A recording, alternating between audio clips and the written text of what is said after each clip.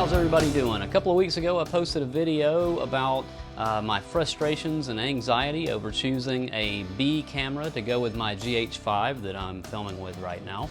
And I just wanted to give a quick update about that decision in case anybody was just hanging on the edge of their seat this whole couple of weeks that have gone past without hearing anything about it. I know it's a big suspense for the 20 or 25 people who watched the video. But anyway, I was trying to decide between the G7, Panasonic G7, the G85, and the GH4 because for one thing, I was trying to keep my costs low a little bit and not buy another $2,000 camera body. So I wanted to buy something that was that would save me some money but have the features that I needed, because in the B camera I don't really need quite everything that I want in the GH5 or use in it, just the main features as kind of a backup, but more importantly just something I could put on a tripod and shoot a wide angle shot when I'm going to do close-ups handheld and moving the camera around with a GH5. So something that I could kind of put together and it would look right. Long story short, I did decide, and I have it right here, the G85. Now, I'll tell you a couple of reasons why I picked this camera. After studying just a ridiculous amount of time the differences between each of those three cameras, worrying my wife to pieces over it. She was always saying, "Have you ordered that camera yet?" She'd see me scrolling through all the specs over and over again. And I finally just made a bunch of lists and just struck all the things off that didn't really matter and checked the ones that did matter.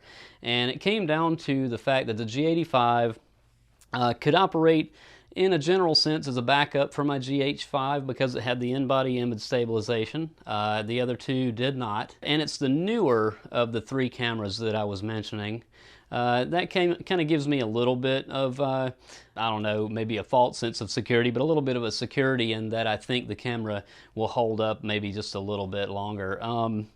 The weather sealing, now that was another big thing to me, because the more I thought about it, the more I kind of can't predict the situations that I'll be in with the camera. As a matter of fact, tomorrow I'm supposed to film a friend of mine's a solo guitar and vocalist, and he'll be outside, and it's near a lake, and I have no idea what's going to happen with the weather and sand and things like that around the camera. So weather sealing just seems like a good idea.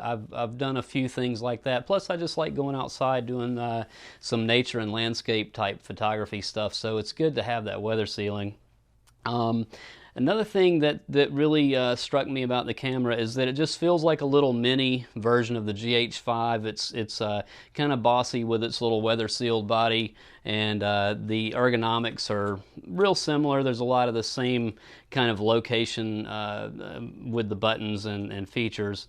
Now it is missing a few things, obviously, that you would get on the GH5, but ultimately I think what knocked me off of the G7 was the lack of weather sealing, and also really the IBIS, the in-body image stabilization, which I've really come to love on the GH5. Now, another thing that I read that I thought was interesting between the G7 and the G85 was that they had removed the AA filter for the G85. So I kind of like that about the GH5 for just a tiny bit, maybe better definition and sharpness, especially with photos if you have to use it for that. Now the GH4, that really, I really had a hard time at first trying to decide between the GH4 and the G85. The GH4 problem for me there was that it is the oldest of the three cameras that I was talking about, and that concerned me, just the age of the technology. They've changed and updated a few things on the G85 and the G7 with respect to the GH4, and I did see some things where people were comparing low light, high ISO noise comparison. It just seemed like to me that what I saw, the G7 actually was outperforming the the GH4, and I don't remember who had posted that, but it really worried me about it. So I decided, well, it's the same sensor I think in the G85 as the G7, so maybe I'm getting at least that same performance. The other thing about the GH4 that really bothered me was that it has the most crop in on the sensor of the three models with regards to shooting 4K. And especially since I'm planning to use this camera on a tripod and back a lot for framing like a whole stage in a music performance and situations like that, the little bit less crop on the G85 just seemed to make the most sense to me there. So those were the biggest things that affected it. I am a little bit concerned with the minuscule little Lilliputian sized batteries that the G85 comes with. But aside from that, I really think that it's going to be a good camera. So I'm going to quickly switch out the camera to the G85 and finish this up. Alright, so here I am on the G85, and I'm sure you can see that it's cropped in maybe a little bit more than the previous framing on the GH5, but I think it's manageable, and so far my first impressions are that I'm really pleased with the camera. I love how it feels familiar compared to the GH5, which I'm really used to now. And I took a few little snapshots. I haven't really done anything extravagant with it yet because I've only had it for an hour or two now.